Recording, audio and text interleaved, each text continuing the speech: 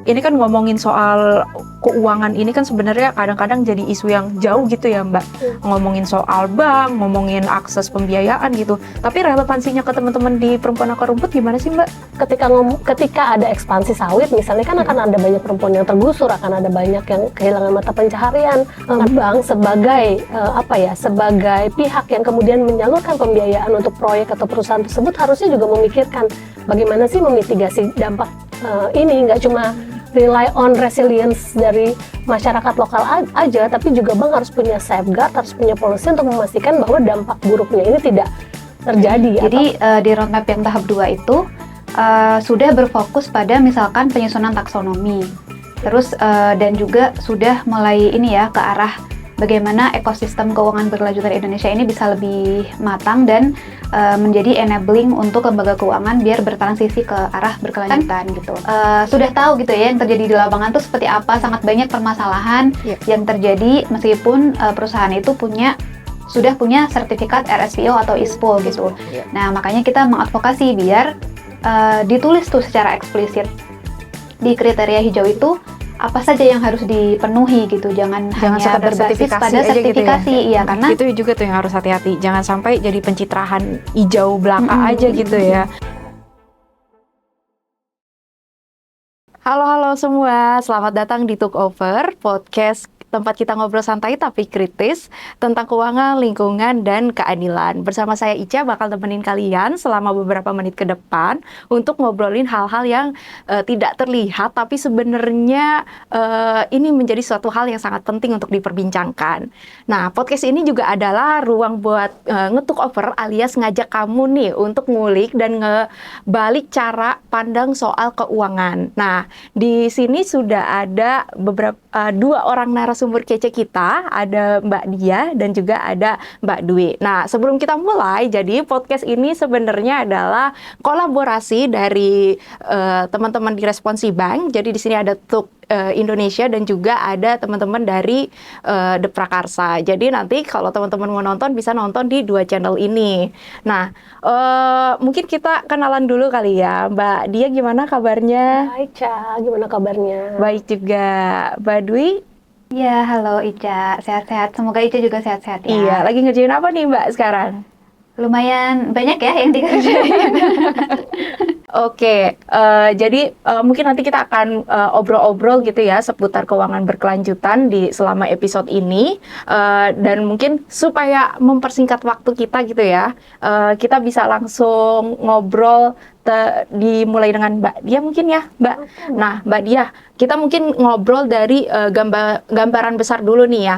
Kan kita tahu nih ya krisis iklim hari ini semakin parah, terus juga industri ekstraktif seperti tambang, terus juga sawit juga semakin banyak gitu ya proyek-proyeknya. Dan gimana sih dampaknya di lapangan gitu ya, khususnya untuk teman-teman perempuan yang ada di akar rumput, baik itu secara sosial mereka ataupun mungkin secara ekonominya.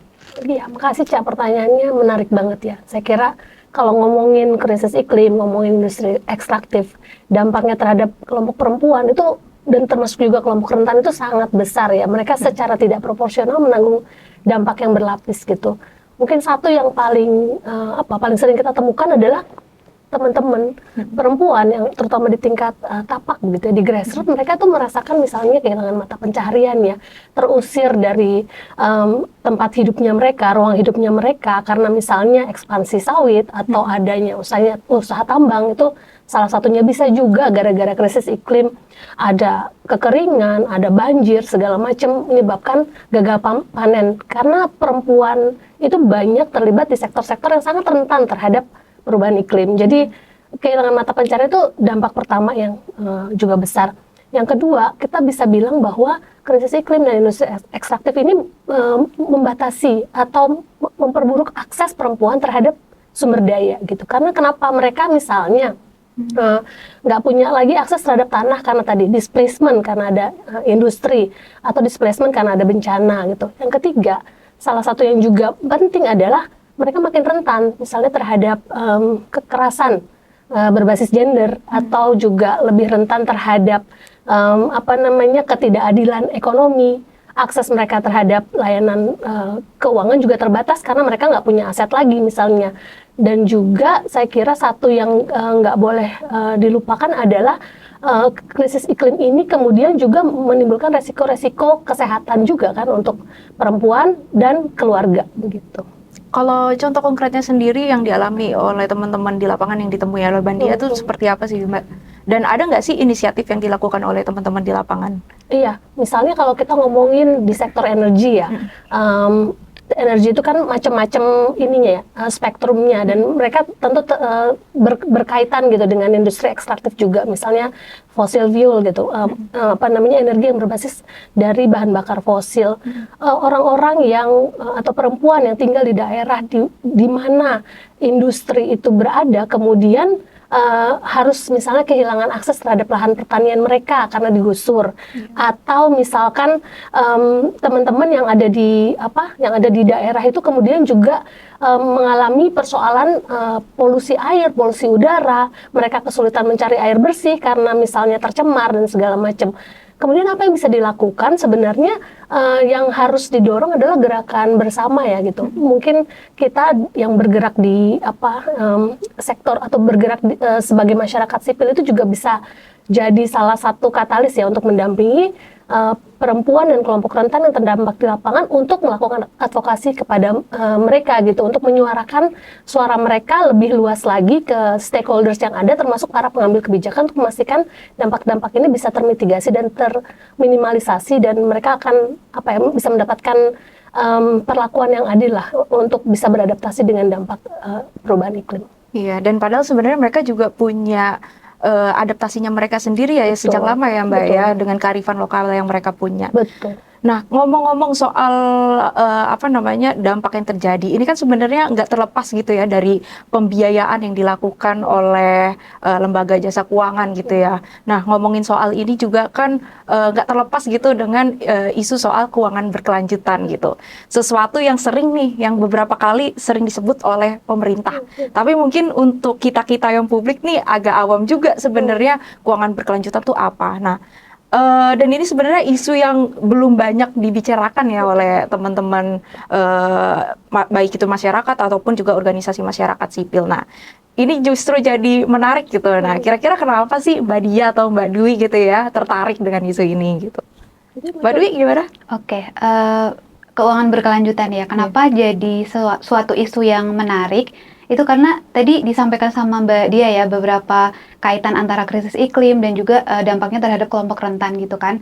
Nah, sementara saat ini nih kalau kita melihat dampak di lapangan, memang ini yang terjadi gitu. Banyak ketimpangan-ketimpangan yang terjadi karena masih masifnya ekstraktivisme di Indonesia sebagai contoh. Dengan banyaknya tambang, pertanian atau perkebunan skala besar, itu kan berdampak pada kelompok-kelompok rentan itu tadi. Nah, dengan adanya operasi perusahaan tambang, operasi perusahaan sawit, ini kan tidak lepas juga dari pembiayaan yang dilakukan oleh perbankan gitu kan. Jadi sekarang ini kan juga di tataran global gitu ya, itu sudah memikirkan bahwa suatu industri itu tidak hanya mengejar profit saja, tapi bagaimana secara jangka panjang ini juga memberikan manfaat yang positif kepada keberlanjutan lingkungan, keberlanjutan sosial, dan lebih long term goal-nya lebih kepada keberlanjutan gitu ya. Nah, jadi ini menurut saya sangat menarik gitu ya. Jadi instead of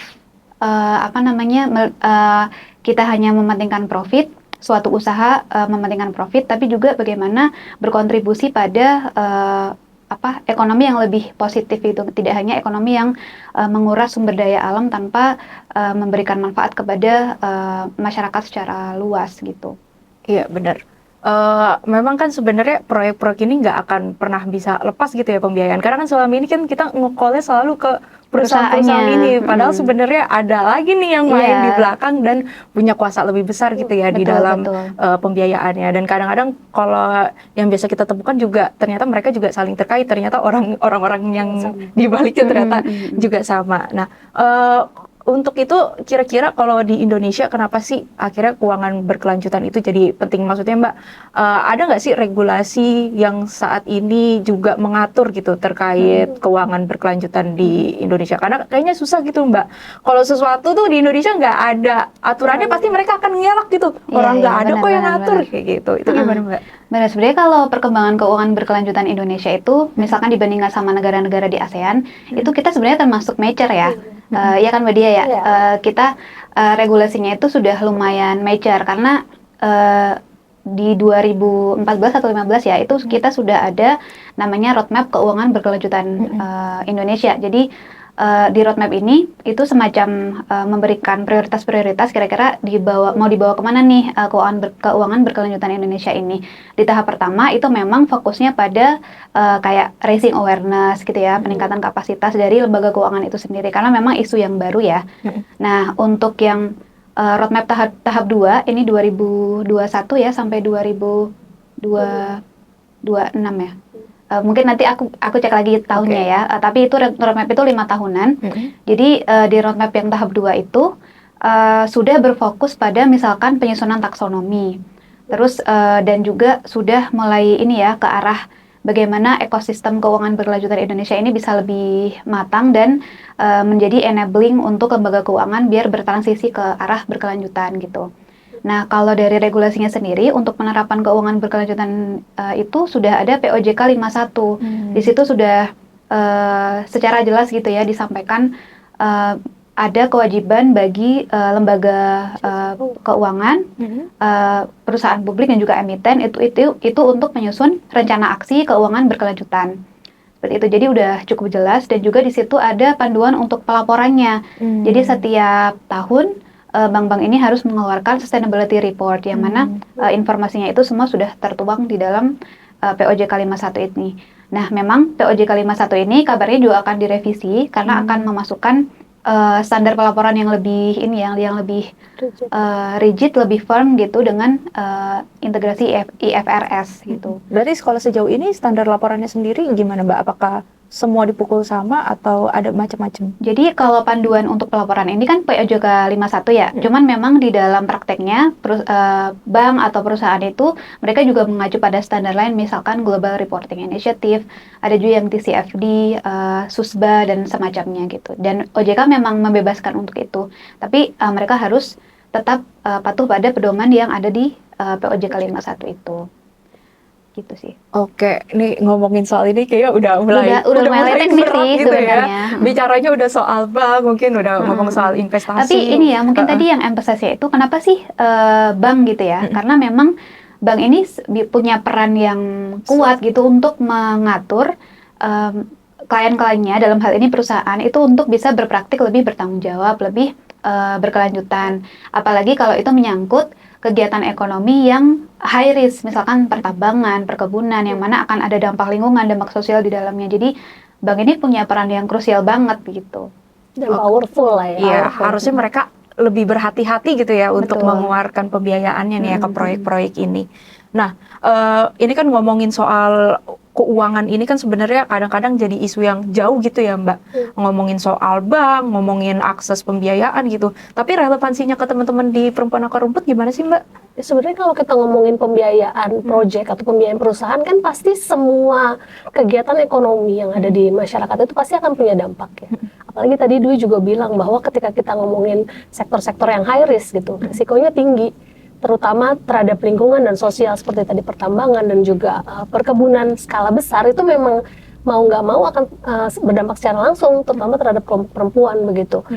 Tadi juga saya sudah sampaikan bahwa ketika ada ekspansi sawit misalnya kan akan ada banyak perempuan yang tergusur, akan ada banyak yang kehilangan mata pencaharian, akan ada banyak yang terdampak dari sisi kesehatan dan seterusnya. Jadi bank sebagai sebagai pihak yang kemudian menyalurkan pembiayaan untuk proyek atau perusahaan tersebut harusnya juga memikirkan bagaimana sih memitigasi dampak ini, nggak cuma rely on resilience dari masyarakat lokal aja, tapi juga bank harus punya safeguard, harus punya policy untuk memastikan bahwa dampak buruknya ini tidak terjadi, atau kalaupun terjadi ada mekanisme grievance yang proper buat perempuan dan kelompok rentan untuk untuk mengadukan dan mendapat kompensasi yang layak atas dampak tersebut. Iya, menarik nih Mbak. Sebenarnya mekanisme itu tuh udah ada belum sih Mbak di Indonesia sendiri? Sebenarnya mungkin bank punya ya saluran pelaporan dan segala macam, tapi kan efektivitas mungkin itu yang juga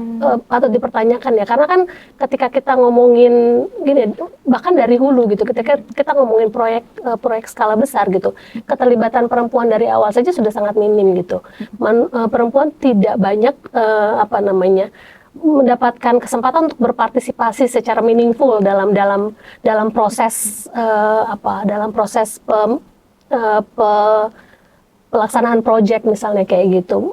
Perempuan juga secara kultur, secara budaya juga kan, apalagi kalau di wilayah-wilayah rural gitu, mungkin akan ada hambatan budaya yang sangat kuat dengan budaya patriarki dan segala macam. Jadi dari awal proses itu tidak dilibatkan, kemudian ketika dampaknya terjadi juga nggak ada, meskipun di atas kertas mungkin ada aturannya, tapi apakah kemudian ketika ada hambatan budaya, keluhan-keluhan itu didengar dan di resolve secara proper, itu juga mungkin masih harus diteliti lebih lanjut gitu ya. Jadi aku kira yang paling penting adalah ketika aturannya ada, monitoring dan evaluasinya apakah aturan itu benar-benar ditegakkan, itu juga harus jadi poin utama. Dan ini kan ranahnya regulator ya. Lembaga keuangan mungkin sudah punya sistemnya in place, tapi apakah itu kemudian dijalankan secara efektif, itu mungkin regulator yang bisa push lebih jauh. Oke. Ya, ngomongin tentang mekanisme keluhan tadi ya, sebagian besar memang kalau di bank itu sendiri, sebagian besar itu mekanisme keluhannya hanya terkait layanan perbankan itu sendiri. Jadi misalkan ATM-nya, kartunya ketelan ATM gitu ya, atau mobile banking nggak bisa nih kayak gitu. Lebih ke pelayanan, ya scam atau apa gitu. Tapi belum ada, sejauh ini sih belum menemukan ya benar-benar apa yang saluran yang dimana community itu bisa melapor gitu dengan karena adanya dampak pembiayaan dari bank tersebut gitu. Oke, berarti nah ini sebenarnya yang kita advokasi juga, Jadi bank bisa membuka saluran itu agar, karena selama ini masyarakat juga mereka pada saat mengalami dampak itu mereka ke perusahaan, tapi dari perusahaan nggak diadres, terus mereka juga nggak dapat solusi apapun gitu ya. Nah, makanya dengan adanya praktik yang lebih bertanggung jawab, praktik yang lebih berkelanjutan dari perbankan, ini juga seharusnya juga hal ini juga perlu diadres oleh mereka gitu, terkait grievance mechanism itu tadi. Bagian dari tata kelola yang baik. Betul. Ya, itu jadi PR kita semua juga ya, dan termasuk untuk negara nih, untuk pemerintahnya gitu ya. Nah, Mbak, ngomong-ngomong nih kan akhir-akhir ini juga OJK baru aja ngeluarin TKBI gitu ya. Tahun lalu ada TKBI, terus tahun ini juga ada pembaruan juga ya, pemutahiran dari TKBI. Nah, sebenarnya TKBI itu apa sih Mbak gitu? Karena kayaknya mungkin itu masih jadi sesuatu yang asing gitu di telinga gitu. Mungkin bisa dijelaskan juga tentang TKBI. Tadi kan tadi sempat saya singgung bahwa di roadmap keuangan berkelanjutan yang tahap kedua itu disampaikan salah satu prioritasnya adalah penyusunan taksonomi. Taksonomi ini muncul karena ada common language yang menyebutkan sebenarnya yang disebut industri hijau itu yang seperti apa gitu kan. Makanya investor, perbankan ini perlu satu common language yang menjadi standar. Ini adalah kegiatan usaha yang berkelanjutan. Ini adalah kegiatan usaha yang merusak lingkungan, misalnya kayak gitu. Jadi taksonomi itu mewadahi itu. Jadi sebagai common language dan juga panduan bagi investor untuk mengkategorikan pembiayaannya itu masuk ke kategori mana. Nah, awalnya memang di Indonesia itu development-nya adalah disebut taksonomi hijau Indonesia. Jadi mengklasifikasikan berapa ribu sektor usaha itu dimasukkan, mana yang otomatis langsung hijau, mana yang kuning, mana yang merah gitu. Dan di setiap kategorinya itu ada certain kriteria gitu. Misalkan untuk yang hijau itu harus memenuhi kriteria apa-apa, kuning apa-apa, merah juga gitu kan. Nah, kemudian THI ini, taksonomi hijau ini berkembang ke taksonomi keuangan berkelanjutan Indonesia, yang mana dia juga memasukkan aspek-aspek sosial. Jadi aspek sosial ini dijadikan sebagai esensial kriteria dalam mengkategorikan apakah dia hijau atau transisi. Jadi di TKBI itu berubah kategorinya awalnya yang merah kuning hijau menjadi hijau dan juga transisi gitu. Nah, untuk yang TKBI pertama itu memang fokusnya hanya di sektor energi. Nah, untuk yang terakhir ini ada empat sektor gitu ya. Salah satunya adalah Avolu. Avolu itu agriculture, forestry, and other land use, yang mana menjadi fokus teman-teman responsi bank dalam advokasinya gitu. Bagaimana di sektor Avolu ini pengkategorian aktivitas usahanya itu bisa lebih tepat. Nah, memang yang jadi permasalahan itu adalah di TKBI Avolu ya, yang menjadi fokus kita itu untuk technical screening kriterianya untuk yang bisa disebut hijau itu kalau dia punya certain certification. Jadi misalkan untuk perkebunan sawit, kalau dia punya RSPO itu langsung otomatis hijau. Sementara kalau kita ini ya di masyarakat sipil kan sudah tahu gitu ya yang terjadi di lapangan itu seperti apa, sangat banyak permasalahan yang terjadi meskipun perusahaan itu sudah punya sertifikat RSPO atau ISPO gitu. Nah, makanya kita mengadvokasi biar ditulis tuh secara eksplisit di kriteria hijau itu apa saja yang harus dipenuhi gitu. Jangan hanya berbasis pada sertifikasi gitu ya. Karena itu justru akan menjadi sinyal yang salah gitu kan untuk investor atau lembaga keuangan untuk berinvestasi di situ. Dan maksudnya dengan adanya taksonomi itu jangan hanya sebagai labelisasi aja gitu, tapi memang benar-benar usaha modal yang diberikan itu memang sesuai nih, benar-benar truly sustainable gitu loh. Jadi jangan cuma berbasis sertifikasi yang mana itu nanti takutnya malah jadi greenwashing lagi kan gitu. Itu juga tuh yang harus hati-hati, jangan sampai jadi pencitraan hijau belaka aja gitu ya. Apalagi kalau kita temukan di lapangan gitu ya, misalnya kita lihat di media, banyak kok perusahaan-perusahaan yang tersertifikasi RSPO yang juga sebenarnya punya masalah, dan kita pun advokasi itu ataupun kita melakukan komplain juga sebenarnya itu melalui proses yang sangat panjang gitu ya Mbak ya.